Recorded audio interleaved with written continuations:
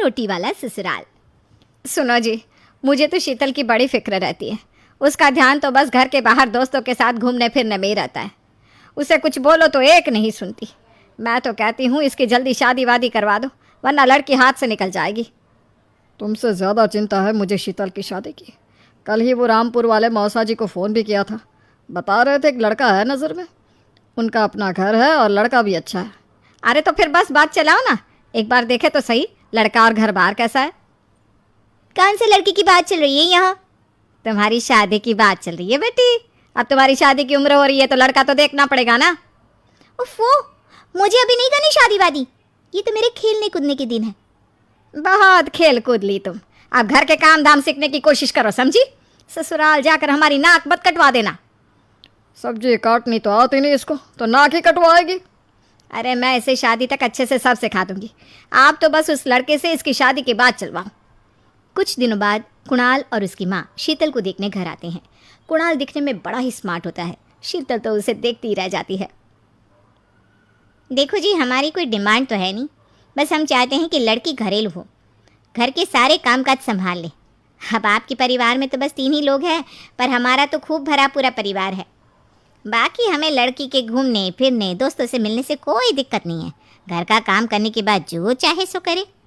अरे वाह, ये तो इतने बढ़िया लोग हैं। लड़का भी इतना स्मार्ट है और ऊपर से इन्हें मेरे घूमने फिरने से भी कोई दिक्कत नहीं है। हे भगवान, तूने तो बिना मांगे ही मुझे सब दे दिया। बताओ जी, और क्या चाहिए हमें? हमारी तरफ से तो रिश्ता पक्का है जी। बस फिर तो हंसी खुशी शीतल और कुणाल की शादी हो जाती है। शीतल मन ही मन बड़ी खुश होती है और उसी खुशी के साथ वो अपने ससुराल में कदम रखती है। आओ बहू, तुम्हारा अपने ससुराल में स्वागत है। ये मिलो अपने परिवार से। ये तुम्हारे ससुर जी, तुम्हारी ननद सुनीता और गीता, सुनीता के पति राजेश और उनके 2 बच्चे राजू और चिंटू। ये ना हमारे साथ यहीं रहते हैं। ये तुम्हारी दादी सास है और बाकी लोग अभी बाहर गए हुए हैं। इतने सारे लोग, ये सब यहीं रहते हैं इस घर में? अरे अभी तो मेरे देवर देवरानी और उनके 3 बच्चे यहाँ नहीं है। उसके मायके में भी शादी थी ना, तो बस वहीं गई है, कल तक आ जाएंगे। हे भगवान, ये घर है या धर्मशाला?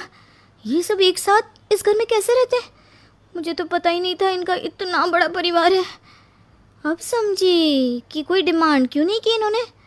ये सब चाल चले मेरे साथ। अरे बहू, खड़े खड़े क्या सोच रही हो? चलो अपने कमरे में जाकर आराम करो।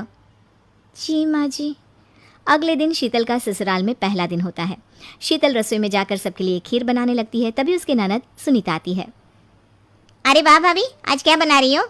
बस दीदी, आज वो पहली रसोई है ना, तो खीर बना रही थी। अरे भाभी, ये खीर भी रहने दो। घर में 4 लोगों को शुगर है और कुछ लोग मीठा ही नहीं खाते। आप ना सीधा खाना ही बना दो। क्या फ़र्क पड़ता है, मीठा बने या नमकीन, बस बहू के हाथ की पहली रसोई होनी चाहिए ना। जी दीदी, तो फिर मैं खाना ही बना देती हूँ।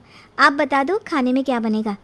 बस सिंपल सी कोई सब्जी बना दो, जैसे आलू गोभी या आलू मटर, और उसके साथ रोटियाँ सेक दो। हमारे परिवार में अब तुम्हें मिलाकर पूरे 20 लोग हो गए हैं। 15 बड़े और 5 बच्चे। बड़ों की 6 और बच्चों की 2 के हिसाब से रोटी बना देना। चलो मैं चलती हूँ, सब देख लेना। हाँ, बड़ों की 6 रोटी, मतलब कि 15 लोगों की 90 रोटियाँ, और बच्चों की 2 रोटी, मतलब 5 बच्चों की 10 रोटियाँ। 90 और 10 मतलब कुल मिलाकर 100 रोटियाँ। हाय, मैं तो मर गई। 100 रोटियाँ अकेले कैसे बनाऊंगी? माँ, ये तुमने मेरी शादी कहाँ कर दी? शादी से पहले तो मैंने कभी 4 रोटी से ज़्यादा नहीं बनाई। शीतल एक बड़ी सी परात में 100 लोगों के हिसाब से आटा निकालती है और उसे गूंथना शुरू करती है। आटा गूंथते गूंथते शीतल के पसीने छूट जाते हैं।